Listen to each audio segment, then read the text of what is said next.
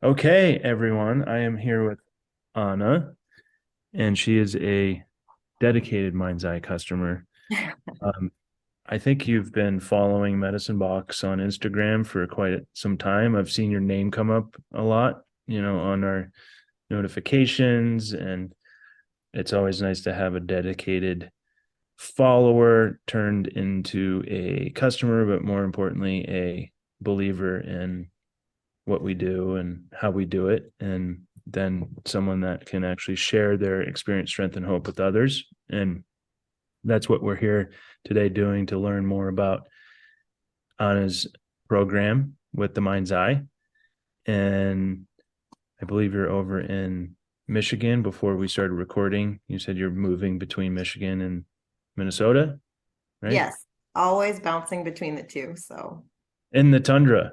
yeah. I'm I got the Tahoma, the west shore of Lake Tahoe behind me here. So Anna, where where are you from? What do you do? Those aren't really the most important things, but it's always good to know kind of who we're talking to, and then we'll just drop into your microdosing practice and the journey that you've been on. Yeah. So, I just bounce constantly between Minnesota and Michigan.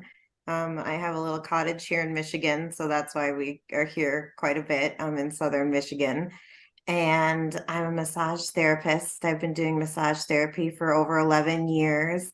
And I've also started recently going to school for acupuncture and Chinese medicine and all the herbalisms. So that's where I'm at, and I absolutely love it. Awesome. How Yeah. how long have you been doing the healing arts for? Oh gosh. Yeah, over 11 years now. I feel like I've been saying that for more than 11 years, but yeah. Cool. That's great to know. Uh, okay, so what your own cure I always say your own curiosity kind of brings you here, whether you're following the brand or you become a customer.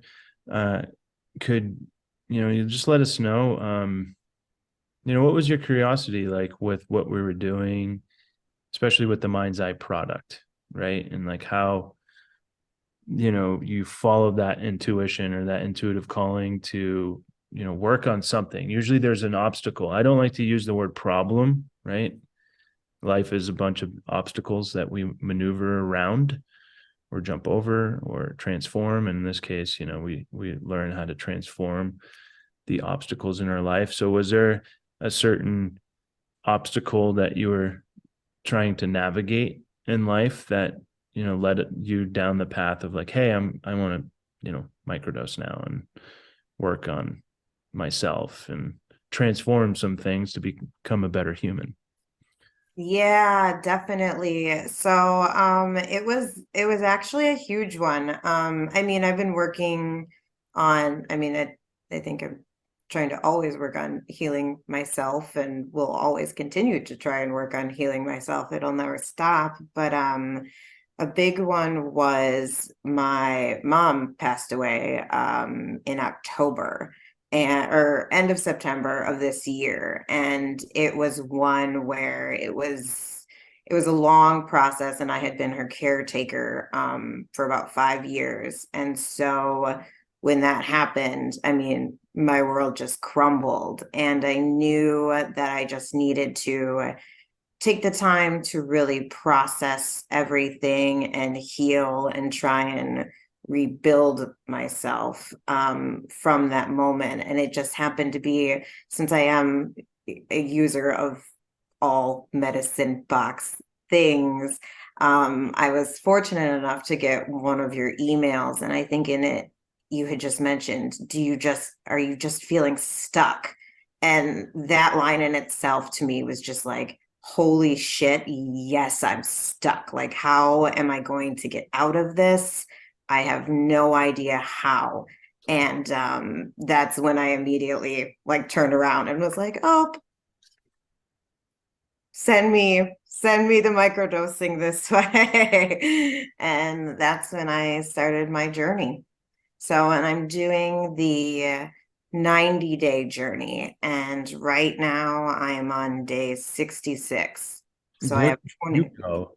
24 days left. So yeah, it's You're tracking it.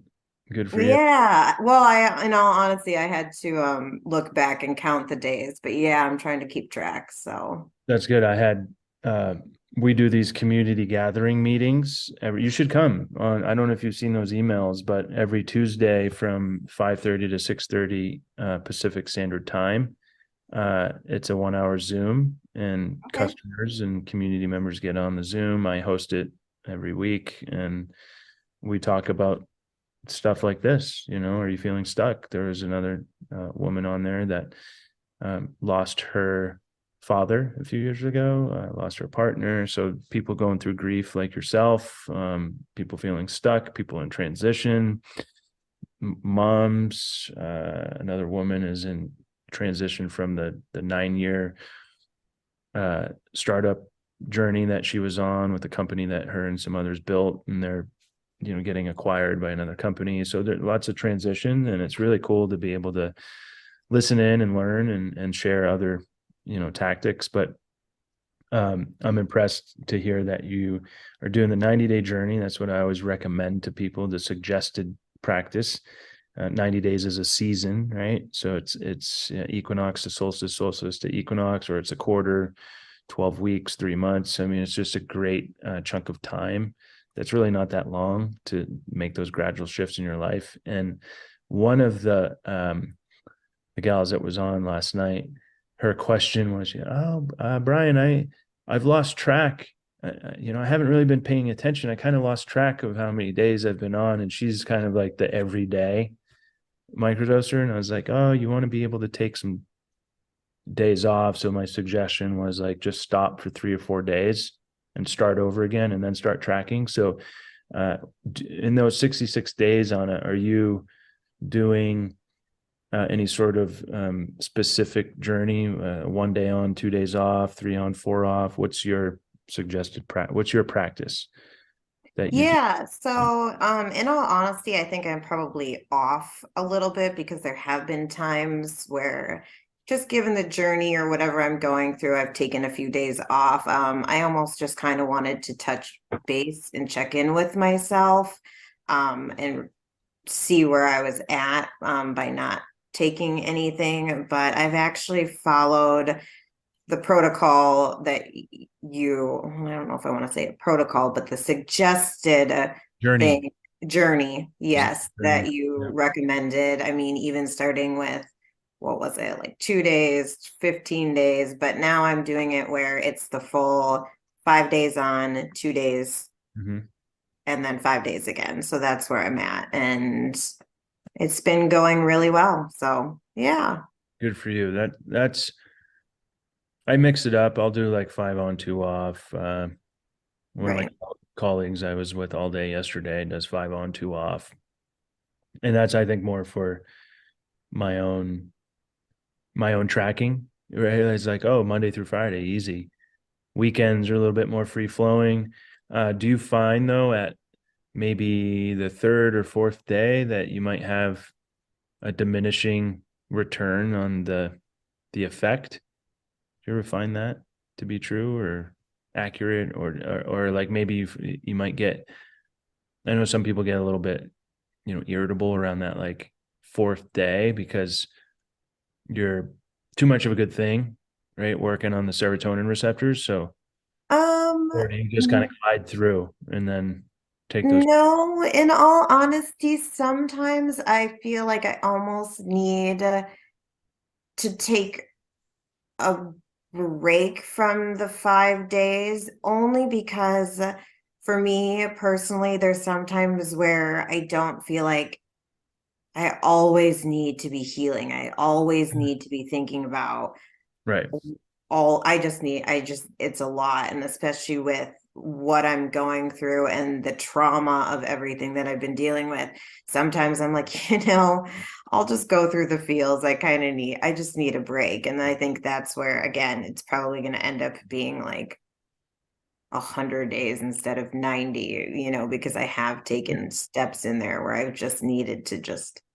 give myself a second. I actually want to talk about that. I like that. Our co-founder, Michael Hollister, dear friend of mine, he's passed away now. He passed away in 2018 on the Strawberry Full Moon. He's our spiritual advisor. There's a lens that we like to look through, and a mantra that he would always speak to me. And he's like, "There's no right way or wrong way, just a lot of different ways to the journey of self-awareness." So just to let you know, there's no right way or wrong way. It's a suggested way, and there's a lot of different ways. So that's why we have these conversations, is to learn what others are doing. And what I liked hearing just now is that you don't always want to be in that framework of like, I'm healing, right? Or I'm like fixing something. Like I always say, that we have the 12 principles of reflections that I came up with. Principle 9 is whenever we are out of balance, get back to the basics. And what are the basics? Like the basics for me are like this morning between 9:30 and 10, I had a call at 10. It's like, oh, I could squeeze in 30 minutes of, some work and output and productivity and measure my morning like that. Or I could grab the dog that I'm dog sitting and my partner, and let's go for a walk around the block and get some sunshine and see some snow glistening on the trees. Like that to me are basics, right? Drinking some Yeah. water, sitting and meditating. So like, and then I think healing, right? You also said it's really nice to just be with the feels, right? Or like feeling forward. And that, what you're explaining, what you're really saying is integration. Like you stopped and I just want to be in the field. That's integration right there. Like, so that process for you of not always being in the healing or fixing, I always say this is a thing to get you to the thing, and that thing is you. So you want to be, in the full spectrum of the human experience and learn how to feel, right? One of the prompts on our community gathering meetings a couple of weeks ago, I used it that it's intuitively, we all know that it's better to feel than not to feel. Right. But how many times in our life have we gone against our intuition because we didn't want to feel something uncomfortable? Right. Oh, yes. And I think sometimes you just bury it, and you just want to deal with it later or not deal with it at all and just keep going forward. And sometimes it is best to feel, even if, there's been times where I haven't necessarily wanted to feel, but I've allowed myself to feel. And even if I've ended up on the floor crying, I pulled myself up again. And at least I experienced those feels and I let them out. As hard as they were, it was one where it obviously needed to happen. So I think that was huge. Yeah. And you're better off for it. I mean, we're so conditioned to not want to feel because we're stuck in this fear, right? We're stuck in the fear of like, I don't want to be abandoned. I don't want to be alone. I don't, attachments, right? Like that conversation yesterday I had was like, it really is just rooted in these attachments that we have. And maybe there is this attachment to, I know a little bit about grief, but the attachment around like the person, place, or thing, in this case, the person, right? Your mom, and being attached to that human to human contact, right? The family member, the family tree, right? In the physical form. And then the Yeah. to what I hear is like being the caregiver for 5 years. That's a lot of uh that's a lot of grooming that you've done to yourself in 5 years of like doing this thing. Now all of a sudden you don't have it anymore. So how are you going to fill up that space, right? In that time while grieving the loss of mom in the physical form, but that doesn't mean she's gone, right? So like, have you done any exploration around, uh, microdosing and grief with the loss? Because I know that when mushrooms are amplifiers, they're going to amplify whatever's there, whether it's stress, anxiety, fear, blissfulness, happiness, and it's going to show us what we need to work on. So has it helped kind of unearth some of that grief, and have you been able to sift through? Yeah, it's it has. It's been a huge one. And I think again, going back to my mom, a huge part of this story, and I think I know I actually when I reached out to you and kind of word vomited my story and my history to you about it, I knew that I wanted to get that out because I guess in this journey that I've been on, there have been so many aha moments and things that I've realized, but I almost think of it as like a video game. You have all of these levels of all of these different things you go to, but I knew that the like I don't want to say the last level, but the major root cause of a lot of things that I've been struggling with in my life all come from this trauma of when I was adopted as a child, and it all resurfaced as I've been losing my mom, my adopted mother. And it put me down this journey, and it's had a profound impact on me. Yeah, I just actually it was Sean Merrick, is it in your manifesto? It was interesting because at the beginning of this journey, I just didn't know where it was going to take me or any of this stuff. And he had mentioned in a session about trauma and how, the difference between birth and C-section, and just the difference in the feel and the trauma that babies go through. And when I was listening to that, I immediately just sat back and I was like, oh, yeah, that's abandonment. I know exactly how that feels. And I said it so nonchalantly, but then I was like, holy shit, that's it. Like, I know exactly how abandonment feels. And I realized that I mean, over my whole life, when anybody asks me like where I'm from or what my actual story is, I say the same story. And I've always said that my biological mother, I was abandoned. I was abandoned. I was rescued. I was found. And even though to other people, it's a remarkable story and they say how blessed I am, to me on the inside, I still had all of these traumatic issues where I didn't feel like it was a good thing, and I was struggling with it. And through the microdosing journey, I was able to really sit back and not only think about my adopted mother who passed away, but also my biological mother. And I really was able to actually rewrite the story, and knowing that the abandonment wasn't actually there because she was willing to put me up for adoption. And I feel like that in itself was her giving me away, which probably wasn't easy for her. I don't know. Hmm. But it allowed me to have the life that I have now, which I am so thankful and so blessed for.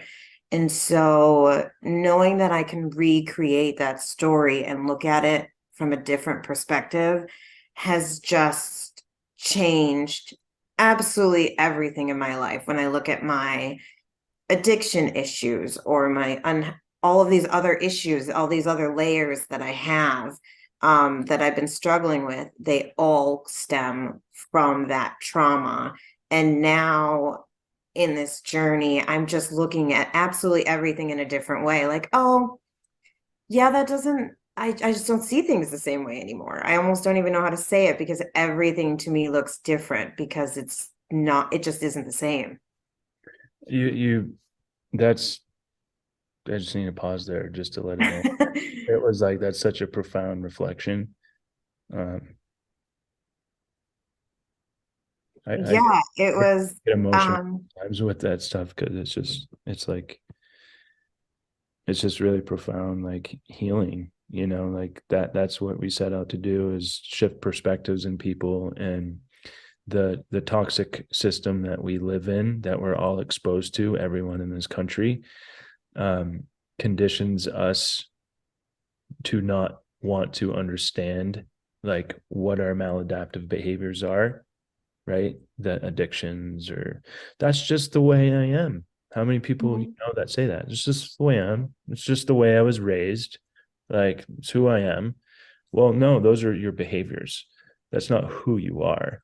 And like what you are telling us is that um, you're having these shifts in perspective. You're looking at situations in your life from a different angle, and everyone wants different, but no one wants to change. And you're sitting here like changing in real time, and that toxic system is really developed to it fails to recognize the many underlying sources of the problems of trauma, and overly relies on fixing the maladaptive behaviors of the person, right? The symptoms, right? Instead of looking at the underlying root. I call them the gearboxes, the underlying Mhm. root that's driving the maladaptive behaviors in the first place, the pain, right? What's that underlying pain that is like creating the maladaptive behaviors? And essentially, that's a good, you know, theory or hypothesis that microdosing, in all psychedelics, but in this case, microdosing can really help.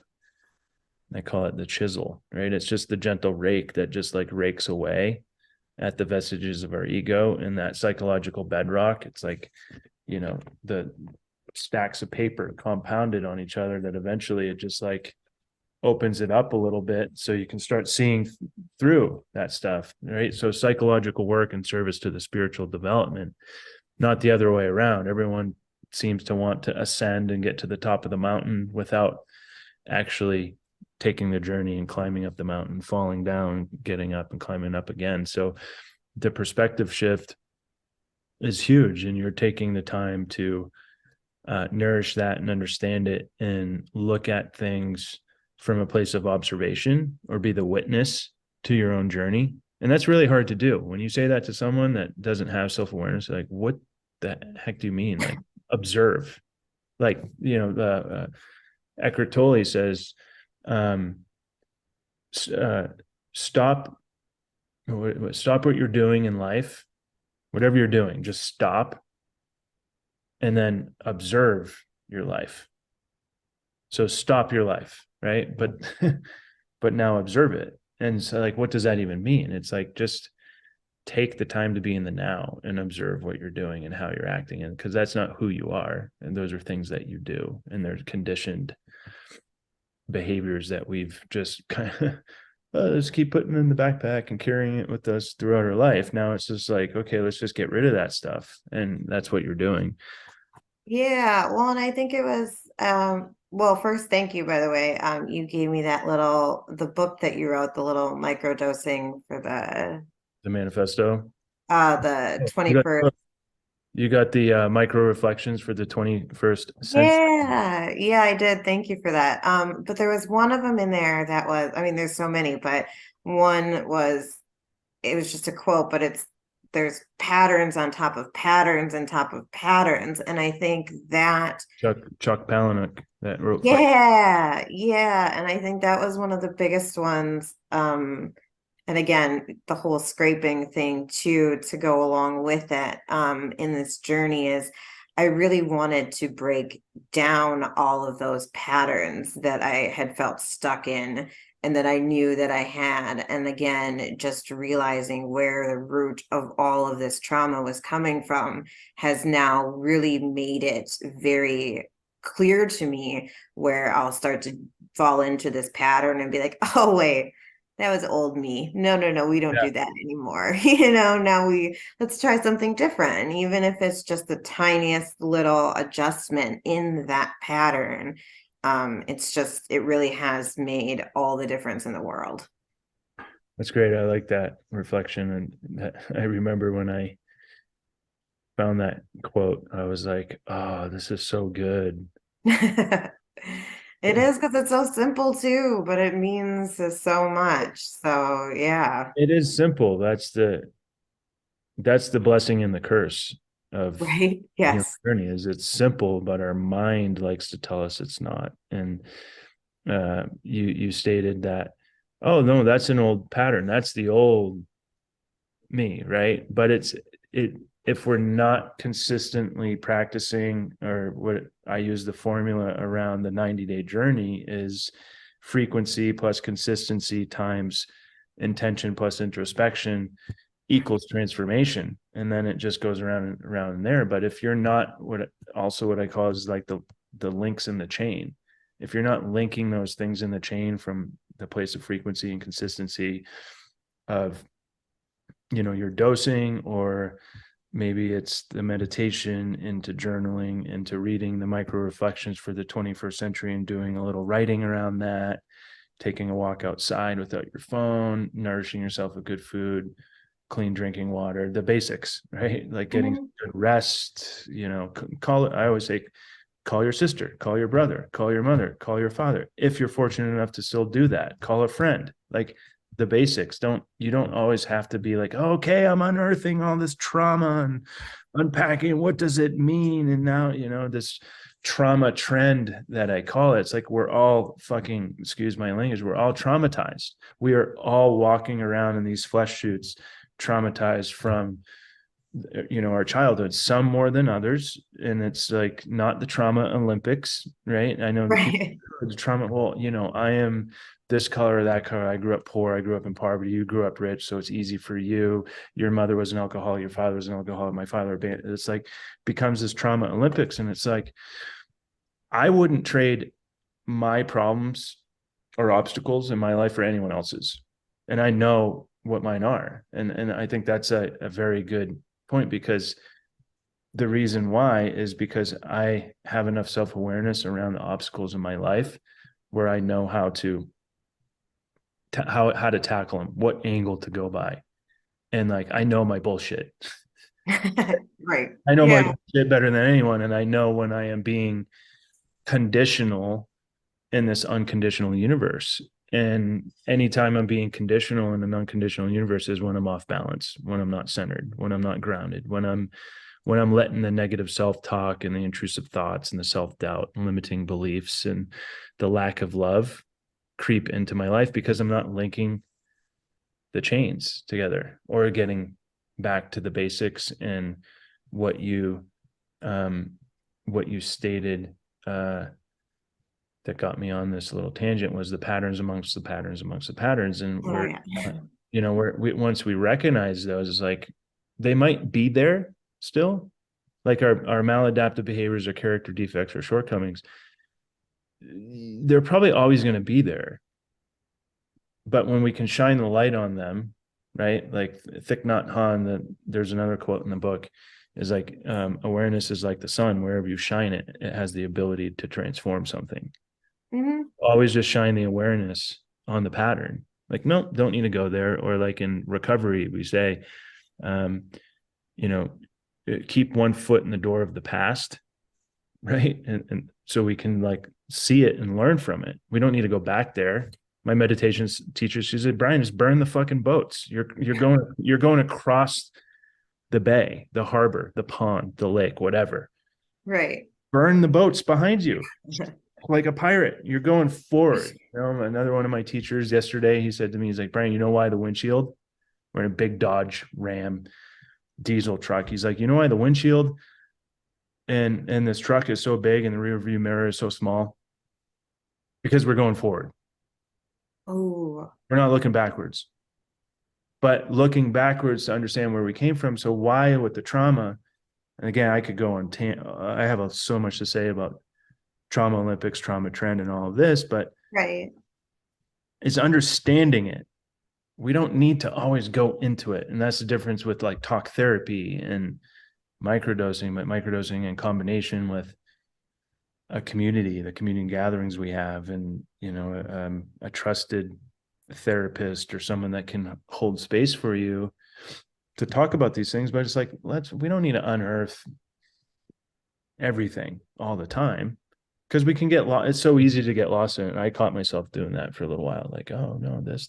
And it's like, I understand it now, right? I understand where my abandonment stuff comes from, and you do too.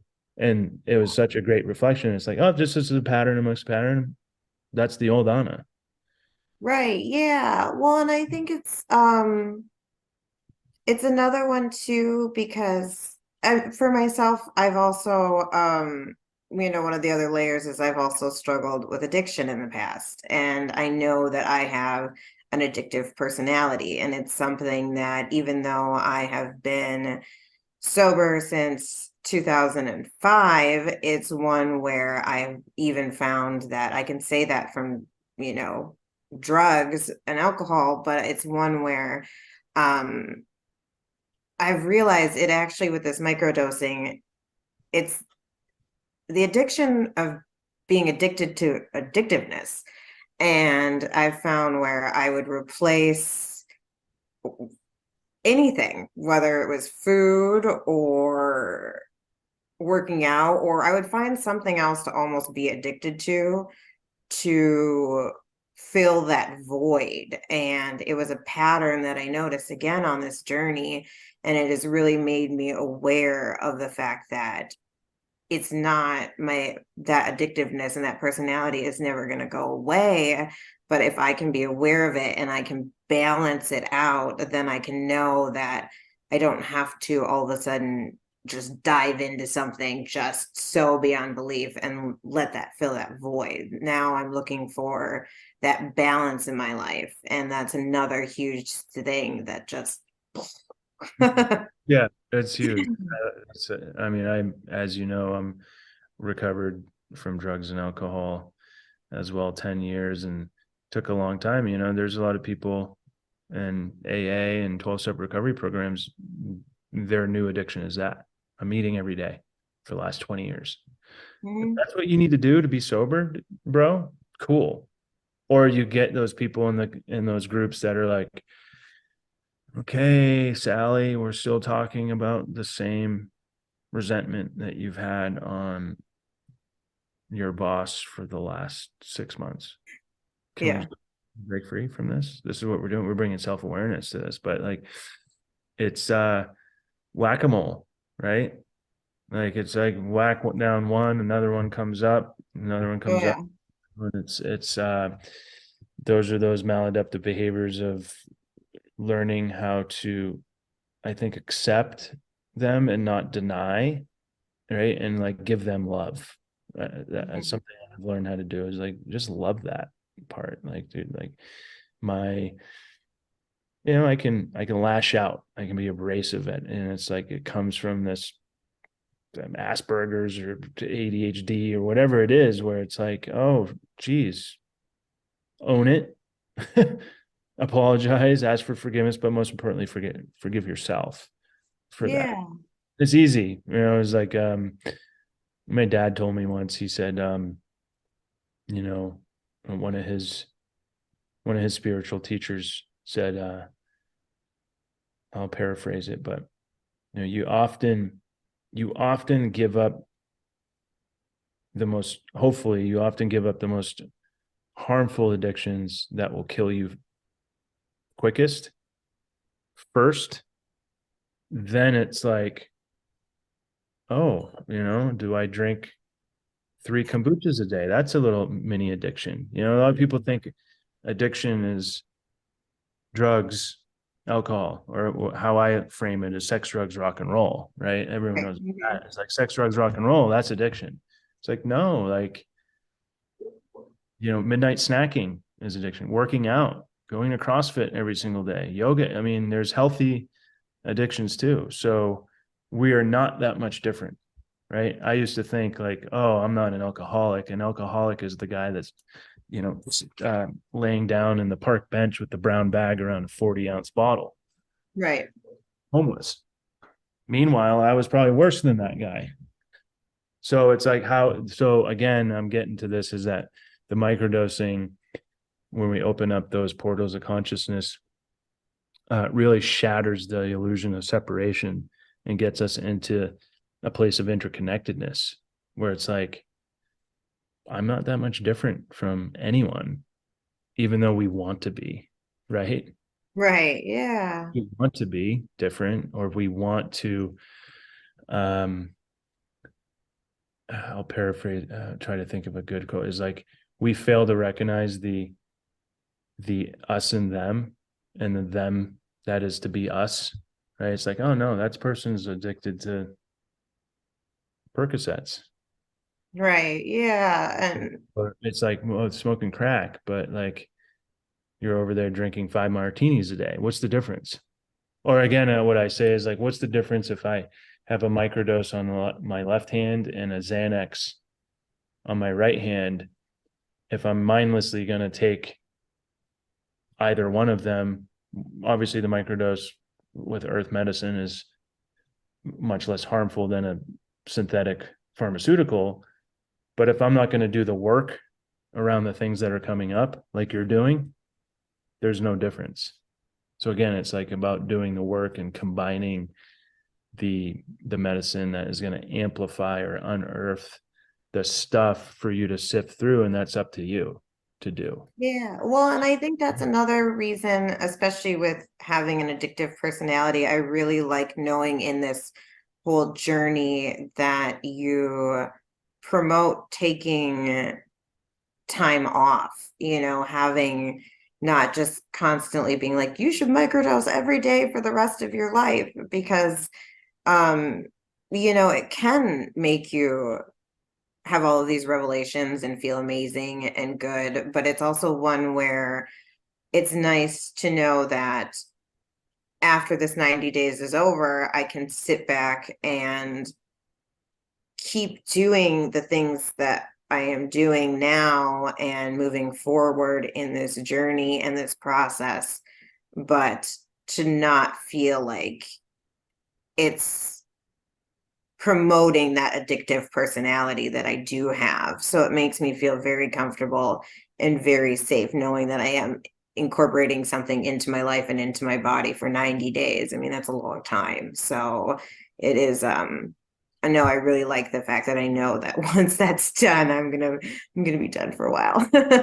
Take a break or just use the nootropic to support that. Do some journaling, reflecting around it. I always recommend to do, take 30-60 day break and just really feel into, being your full self. And you Yeah, can start up again. It's your own choice to start up again, but as long as you do it with intention, and you're not like, oh my God, my life is spiraling and I'm gonna like, take this to get out of that. My friend on the East Coast, he's runs a couple businesses. He's married. He has 3 beautiful young daughters. He's just super busy, and he's like, I'll use the mind's eye when I'm feeling a little bit out of balance. But his awareness around it was pretty profound. He goes, and I realize it's probably not the best time to use it because I'm using it as a crutch. And I'm doing it because I'm not linking he calls them, he has the big 10. I have the links in the chain. And he's like, it's my big 10. It's this. And when I'm not doing those consistently, you know, but that's the awareness to have, to be like, okay, if I do the big 10 or the links in the chain, or, the 3 to 5 practices to do during the day, on my time off, I should be good. Right. And that's the revelations that we have. And that's what I hope for everyone. Like, I'll be as the founder of the business, it's not the best business model to say, take this for 90 days and hopefully you never come back to us ever again. But hopefully you tell 10 other people in your life. right, That's all definitely. that's for. It's like, okay, if you become the walking billboard in the shining neon light for the people around you in your life, whether that's friends, family, coworkers, neighbors, people you come across, like, I want what Anna has. What is that? Like, you'll start to see that. What is that? So that's probably a good jumping off point here. Is there I can just keep talking forever about this stuff, but I'm so just amazed at your story. And uh Yeah, I think there's only one thing, and I know we've been talking for a while and you have another meeting, but I think I just wanted to say this one thing, and I think it's just yeah, moving forward in this process because talking about how it's been for the last 90 days and all of the revelations, I was one And I found this in my journal because it's the biggest one that stuck out. So, well, not the biggest one, but it was day 39 and it was December 21st, which was actually the solstice. Yep. And just a little chunk I wrote, I made a fire for the winter solstice and I became one with my shadow today. It's going to take a lot of work living to that, but I'm all in. And I think that was such, again, another profound thing for me because moving forward now, as when I talk about my trauma, and this is actually the very first interview where I've really told my story in a positive way. Um, Again, I just see my shadow not as this and this trauma as not a negative thing, but something that I can use to tell people and to make my shadow a positive thing and to really bring it forward as a part of myself. And I'm actually really excited to keep continuing this journey and not letting my traumas or my addictions or my faults or any of that necessarily be a secret, but just kind of be like, yeah, it's a part of me. We're working through all the feels and just being honest with it. And I'm all in. I like that. It's like you switched it from being um a slave to your circumstances or your, being in victimhood, right? To like accepting it fully and allowing it to just be part of you. And you're all in. I love that. I made a fire and became one with my shadow today, and I'm all in. Beautiful. Yeah. Beautiful. I might use that for the title of this. Okay. Or I recognize the old patterns layered amongst patterns, and that's the old me. There's some good nuggets in there. So one day you'll write your own micro reflections book, and you'll have all the quotes. One day. Yeah, one day. So, any other final closing statements before we go? And I'll just stop recording here, and we can talk offline for a little bit. I think that's about it. Just a big thank you. Really, just so much gratitude. Yeah, same here. So keep up the good work. Um, keep going all in. Maybe that shadow is going to invite you in further. You might not even know yet, but just keep going into it. It's where all the juicy goodness lives.